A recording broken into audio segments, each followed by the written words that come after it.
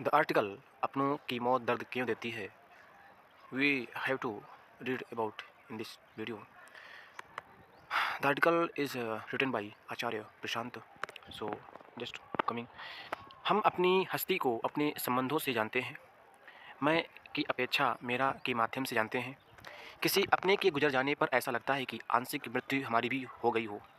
जिन संबंधों के साथ हम रहते हैं वही अधिकतम संभावना होती है कि हम अपने प्रेम की गहराई और बोध की ऊंचाई दे सकें। रिश्ते में अगर यह गहराई हो तो शारीरिक मृत्यु दुखदायी नहीं होती, क्योंकि संबंध अपनी पूर्णता हासिल कर चुका होता है। प्रश्नकर्ता आचार्य जी से प्रश्न करता है, आचार्य जी, अपने परिजनों की मृत्यु के साथ पीड़ा क्यों आती है? आचार्य जी बोलते हैं, दो बातें हैं मोटी मोटी। पहली बात तो यह है कि जो कुछ भी अपना है वो अपनी हस्ती का, अपनी अस्मिता का अंग बन जाता है। तो वो जब छिनता है तो ऐसा लगता है कि जैसे अपना ही कोई हिस्सा आपसे टूट गया हो, चीर गया हो, फट गया कर अलग हो गया हो। लेकिन किसी अपने के गुजर जाने में आंशिक मृत्यु हमारी भी हो गई हो।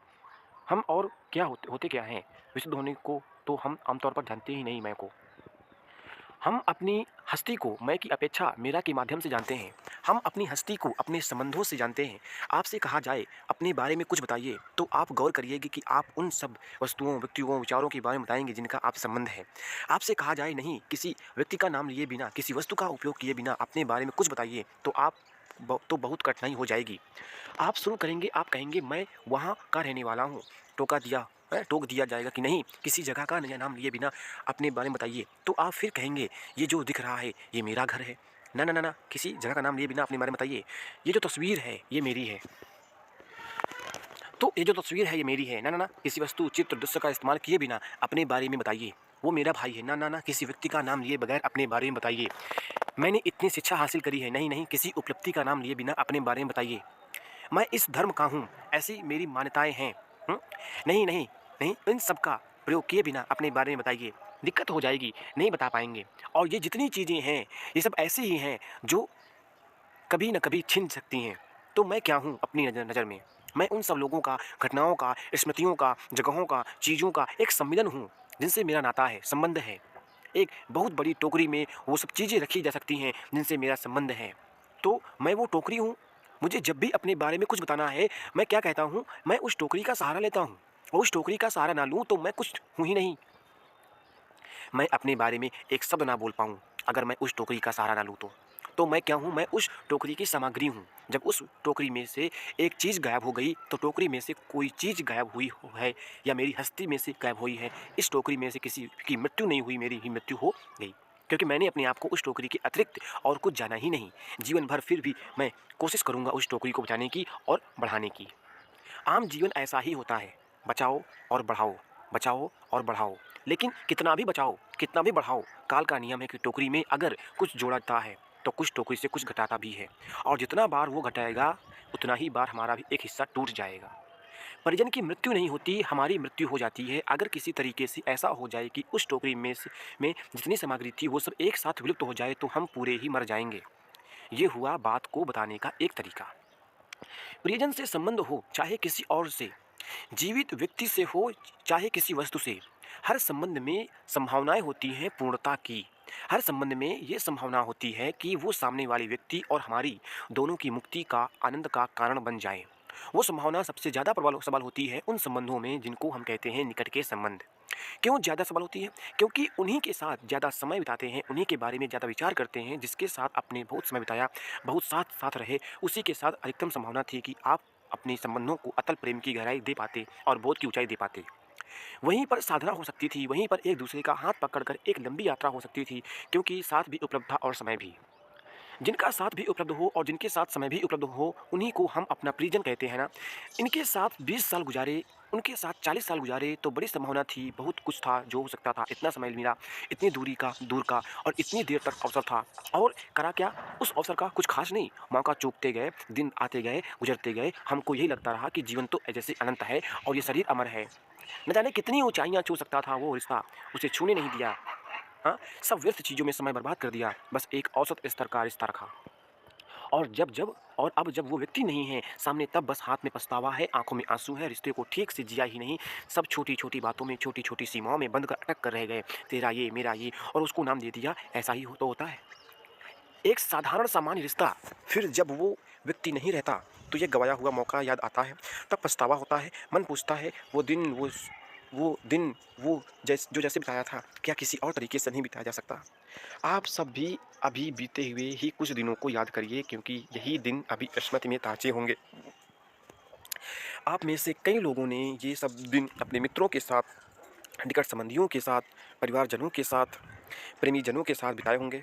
पूछिए अपने आप से ईमानदारी से, वो दिन हो जैसे बिताया वैसे बिताया, क्या बेहतर नहीं बिताया जा सकता था?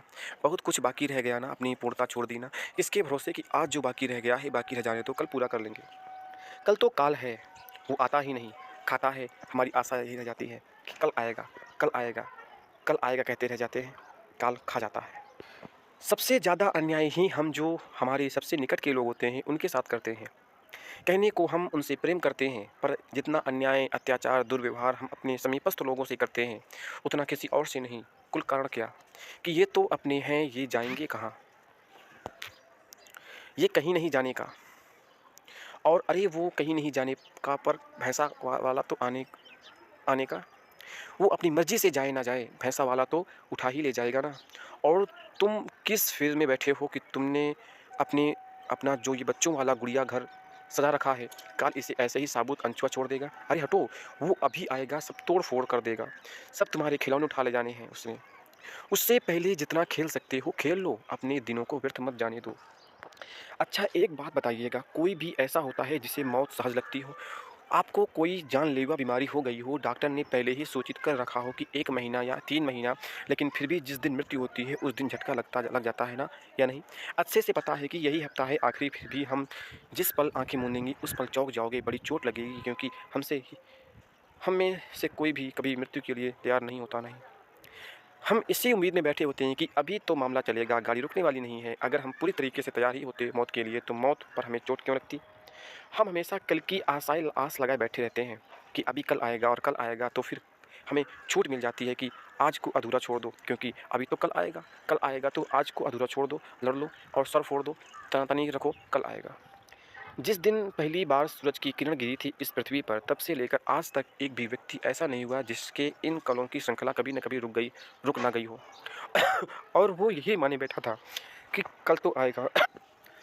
और जब भैंसे वाला उड़ा ले जाता है तो हम पीछे से पछताते हैं, कहते हैं अरे ये चीज़ बनाई थी उसके लिए, दे ही नहीं पाए, क्या क्या कहना था उससे कह नहीं पाए। नहीं, ऐसा नहीं है, आपने उससे कुछ नहीं कहा। जितनी अभद्र बातें बोली जा सकती थी, जितनी मूर्खतापूर्ण और व्यर्थ बातें बोली जा सकती थी, वो सब बिल्कुल लगे हाथ बोली, उससे कोई कोताही नहीं करी। लेकिन जो कुछ भी सार का था उसको दबाए छुपाए बैठे रहे, कल पर टालते रहे, कल आएगा, सब शुभ काम कल करेंगे, हैं। लेकिन इसलिए फिर जब मौत आती है तो पीछे से हमें रोता पछताता छोड़ जाती है। फिर हम कहते हैं एक दिन और दे दिया होता तो सब बातें कर लेते, एक दिन और दे दिया होता तो सारा प्रेम उड़ लेते। क्यों? जो ये हज़ारों दिन मिले थे तब क्या सो रहे थे? जो हज़ारें दिन मिले थे उनका सदुपयोग क्यों नहीं करा? जब क्यों नहीं, अब क्यों कहते हो कि काश कुछ दिन और मिल जाते उनके साथ? हमारा कुल एक धंधा है, इंसान बनकर पैदा होने के बाद क्या समय बर्बाद करो, ना जीवन में कोई सार्थकता रखो, ना रिश्तों में सच्चाई रखो, ना जीवन में प्रेम रखो, जितना कूड़ा कचरा है उससे ज़िंदगी को भरे रहो, विषैले किए रहो, और फिर जब खेल खत्म हो जाए तो हाथ मलो और सर सुनो। इससे ज़्यादा हैरत की बात क्या हो सकती है कि जिसको हम ज़िंदगी बोलते हैं वास्तव में लगातार मौत का ही खेल है। अगर थोड़ी भी ईमानदारी हो हम में और अपने चारों ओर देखें तो लगातार कुछ न कुछ खत्म हो रहा है, और ये बात हम जानते भी हैं।